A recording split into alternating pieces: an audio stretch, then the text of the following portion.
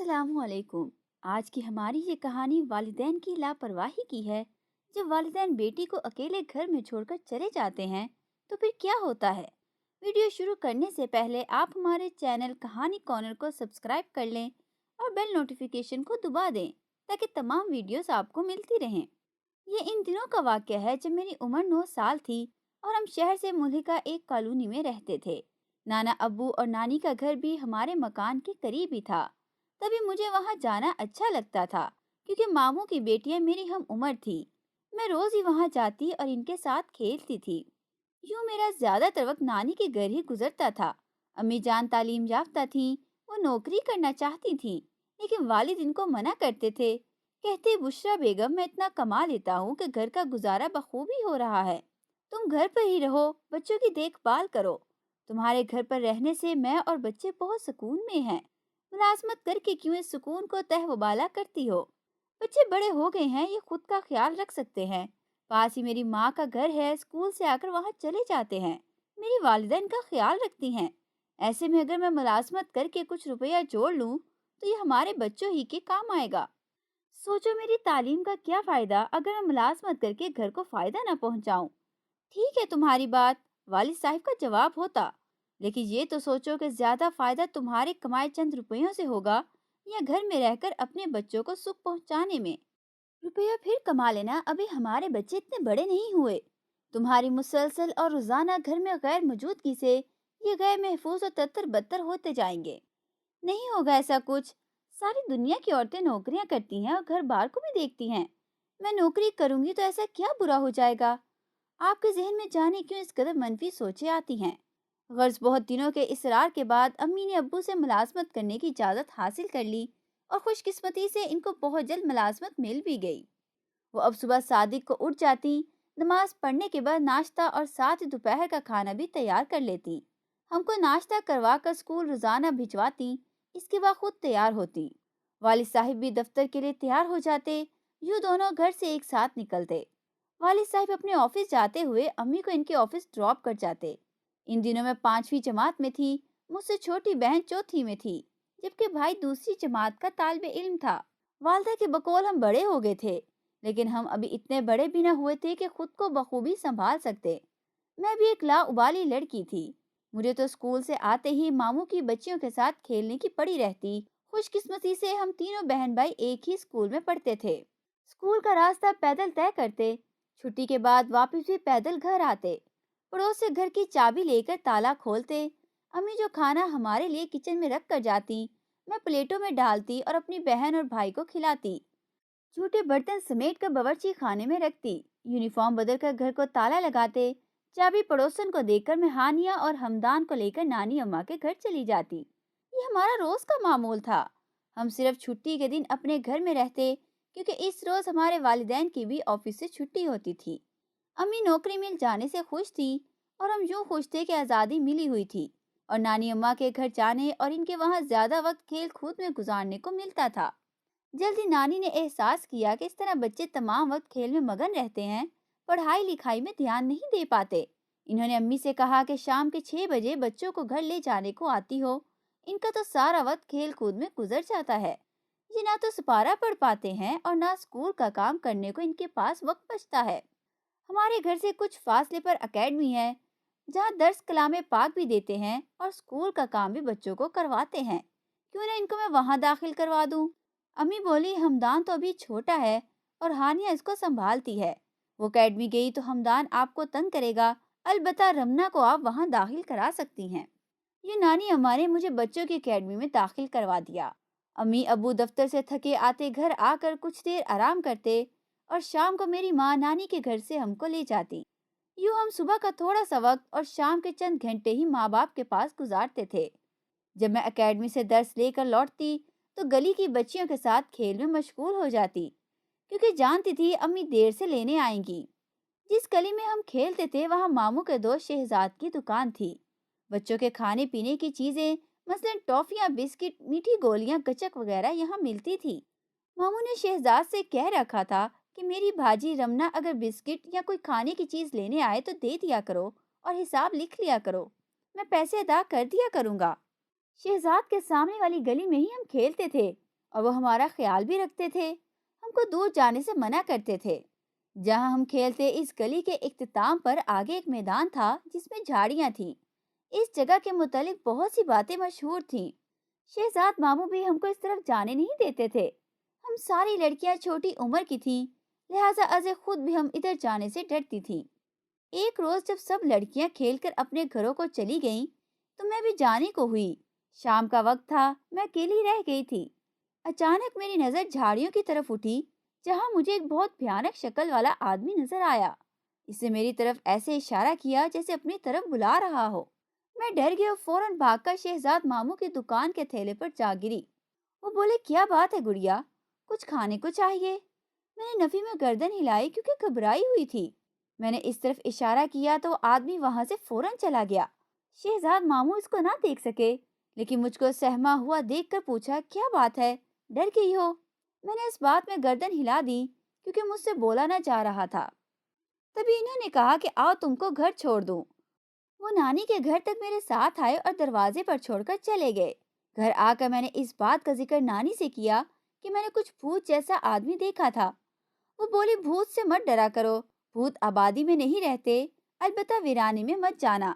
تبھی تو منع کرتی ہوں کہ دیر تک لڑکیوں کے ساتھ مت کھیلا کرو اور جلدی سے گھر کو آ جایا کرو۔ نانی تو اس بات کو بھول بھال گئی، لیکن میں نہ بھلا سکی۔ اس آدمی کی شکل سے جو خوف محسوس کیا کرتی، اس خوف کو میں نہ بھلا سکی تھی۔ یہ ڈر تو میرے دل میں بیٹھ ہی گیا تھا۔ ہماری اکیڈمی یا اس کو مدرسہ کہہ لیں، اس کا وقت ظہر سے عصر تک تھا۔ اس روز اسکول سے آ کر میرا وہاں جانے کا موڈ نہ تھا، مگر نانی نے زبردستی بھیج دیا کہ یہاں گلی میں کھیلنے کے علاوہ کیا کرو گی؟ کیوں اس پارے کے سبق کا ناغہ کرتی ہو؟ چلو پڑھنے جاؤ۔ میں گئی تو مگر میرا چہرہ اترا ہوا تھا۔ استانی بھی بولی، کیا ہوا ہے تمہیں؟ جی وہ میری طبیعت خراب ہے، میں نے جواب دیا۔ اچھا تو آج تم جلدی گھر چلی جاؤ، لیکن سامنے والے دروازے سے نہیں، ورنہ ہیڈ ٹیچر ناراض ہوں گی۔ میں تم کو پچھلے دروازے تک پہنچا دیتی ہوں، تم ادھر سے چلی جاؤ۔ انہوں نے عذرائے ہمدردی مجھے جلدی چھٹی دے دی تھی، ورنہ جلدی چھٹی دینے کی اجازت نہ تھی۔ میں جب پچھلے دروازے سے نکلی، راستہ کچھ ویران سا تھا۔ مجھے ڈر بھی محسوس ہوا کیونکہ ہم ہمیشہ بڑے مرکزی دروازے سے باہر آتے جاتے تھے جو مین سڑک کے سامنے کھلتا تھا، اور یہ عقبی دروازہ پچھلی گلی میں کھلتا تھا۔ پہلی بار اس طرف سے جا رہی تھی، گلی بھی سنسان تھی۔ یہ دوپہر 3 بجے کا وقت تھا، ابھی عمارت سے گھوم کر مین سڑک تک نہ پہنچی تھی کہ کسی نے پیچھے سے پکڑ لیا۔ مڑ کر دیکھا تو یہ وہی شخص تھا جو 2 دن پہلے مجھے جھاڑیوں کی طرف بلا رہا تھا۔ اس کی بھیانک صورت دیکھتے ہی میری چیخ نکل گئی۔ اس نے ایک ہاتھ سے مجھے پکڑا کیونکہ دوسرے ہاتھ میں چاقو تھا۔ چاقو دیکھ کر میری آواز گلے میں پھنس گئی۔ میں تمہارے خوف کے میری گھگی بند گئی۔ اس کے ہاتھ میں چاقو نہ بھی ہوتا تو اس کا بدصورت چہرہ دیکھ کر ہی میری زبان گونگی ہو جانی تھی۔ وہ چاقو میری کمر پر رکھ کر مجھے آگے کی طرف دھکیل رہا تھا، بار بار کہہ رہا تھا، خبردار آواز نکالی تو چاقو کمر میں اتار دوں گا۔ وہ اسی طرح مجھے سڑک تک لایا جہاں ایک ویگن کھڑی تھی۔ اس میں 2 آدمی بیٹھے ہوئے تھے، ایک تو ڈرائیور تھا، دوسرا موٹا سا آدمی اس کے ساتھ براجمان تھا۔ ہمیں دیکھتے ہی وہ وین سے اتر آیا اور آتے اس بدشکل آدمی کو اشارہ کیا۔ تبھی انہوں نے اٹھا کر مجھے وین میں ڈال دیا۔ موٹے آدمی نے کہا، لالے کیا اسے باندھ دیں؟ بدشکل بولا، نہیں بس انجیکشن لگا دیتے ہیں۔ میں دیکھ رہی تھی کہ 5 اور 6 برس کی 2 بچیاں اور بھی تھیں جو بے ہوش پڑی تھیں۔ میں سمجھ گئی کہ انہوں نے ان کو بھی انجیکشن لگا کر بے ہوش کیا ہے۔ اس کے بعد بدشکل آدمی نے انجیکشن نکالا اور کوئی دوا بھرنے لگا، لیکن شیشی میں تھوڑی سی دوا بچی ہوئی تھی۔ گاڑی تیز چل رہی تھی، اچانک سپیڈ بریکر آیا، گاڑی زور سے اچھلی اور اس کے ہاتھ میں پکڑا انجیکشن گر کر ٹوٹ گیا اور دوا بھی گر گئی اور ضائع ہو گئی۔ اب لالے کا پارا چڑھ گیا۔ اس نے ایک بڑے رومال سے میرا منہ باندھ دیا کیونکہ میں روئی جا رہی تھی۔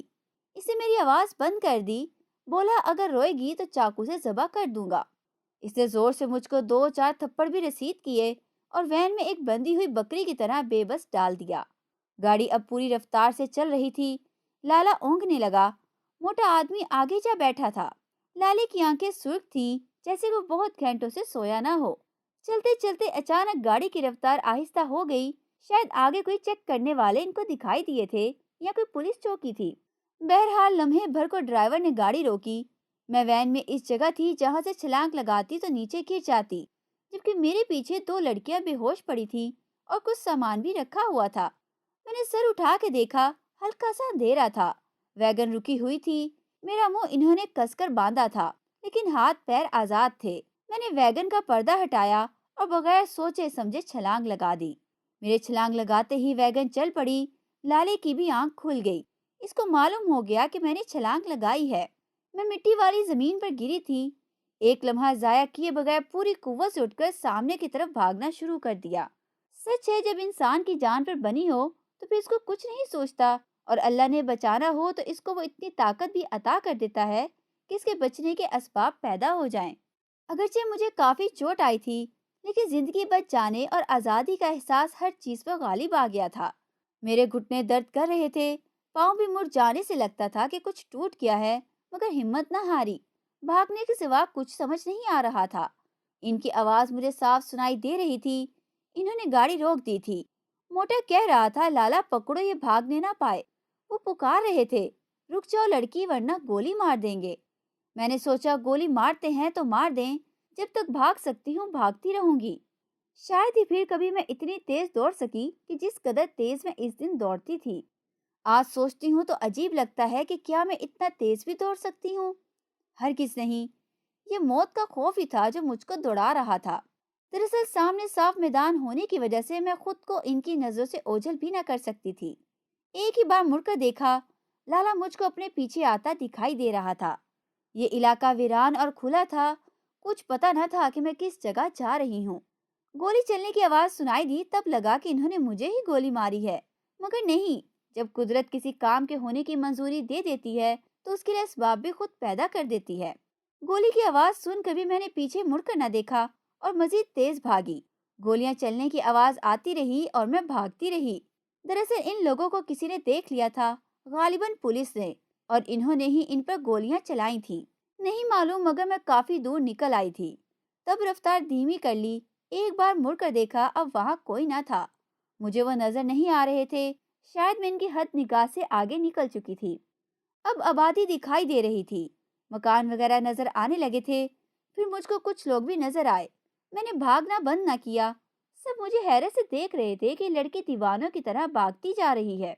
بالآخر ایک جگہ تھک کر گر پڑی۔ میں نے ادھر ادھر دیکھا تو علاقہ جانا پہچانا لگا، میری سانس اکھڑ چکی تھی اور دل کسی تیز رفتار انجن کی طرح دھک دھک کر رہا تھا۔ ایک عورت میرے قریب آئی، اس نے پیار سے پوچھا، بچی کیا بات ہے، کیا ہوا ہے تجھے؟ اس کی آواز نے سکون دیا، آواز جانی پہچانی لگی۔ دماغ پر زور دیا، یہ میری خالہ تھی۔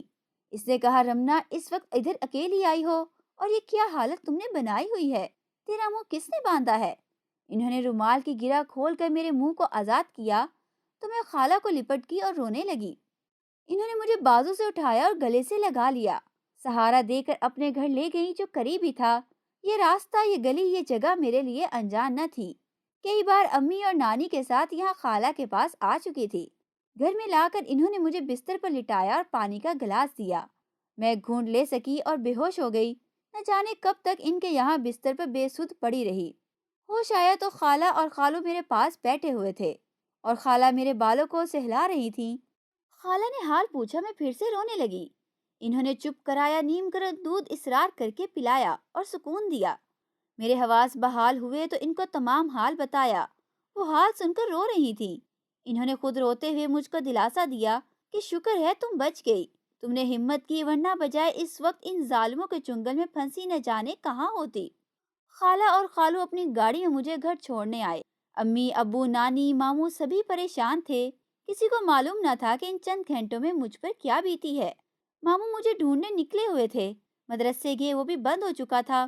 جب خالہ نے تفصیل بتائی، امی رونے لگی، ابو بھی آپ دیدہ تھے، نانی نے تو پہلے سے رو رو کر اپنا حال برا کر لیا تھا۔ اب والد کو موقع ملا، امی سے کہا، میں اس لیے منع کرتا تھا کہ ابھی بچے نادان ہیں، نوکری کچھ عرصے بند کر لینا، مگر تم کو تو روپیوں کا لالچ پڑا ہوا تھا، حالانکہ گھر میں اللہ کا دیا سب کچھ ہے۔ نانی نے بھی کہا، بشرا تم نے بچوں کی ذمہ داری مجھ پر ڈال دی ہے، حالانکہ میری عمر ایسی نہیں کہ میں ذمہ داریاں نبھا سکوں۔ اس نوکری کے چکر میں تم کسی نہ کسی روز ان بچوں کا نقصان کرو گی۔ یہ تو خدا کا شکر ہے کہ بچی نے ہمت کی اور یہ کسی نہ کسی طرح ہم تک پہنچ گئی۔ اگر وہ لوگ لے ہی جاتے تب ہم کیا کرتے؟ سوچو تو ذرا، اس بچی کا نہ جانے کیا حشر ہوتا۔ امی تو رو رہی تھیں، مجھے گلے سے لگا کر خوب پیار کیا اور آئندہ لاپرواہی سے توبہ کر لی۔ ماموں اور ابو تھانے میں رپورٹ لکھوانے گئے تھے، ان کو بتانے کہ ہماری بچی مل گئی ہے، لیکن اور دو بچیاں بھی ان کی گاڑی میں تھیں۔ نہ جانے ان معصوم پھولوں کے ساتھ انہوں نے کیا برتاؤ کیا ہوگا۔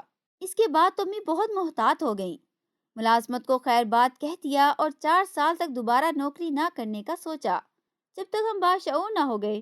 وہ بھی ہر ملازمت کرنے والی ماں کو نصیحت کرتی ہیں کہ اپنے بچوں سے ذرا سی بھی غفلت نہ کرنا۔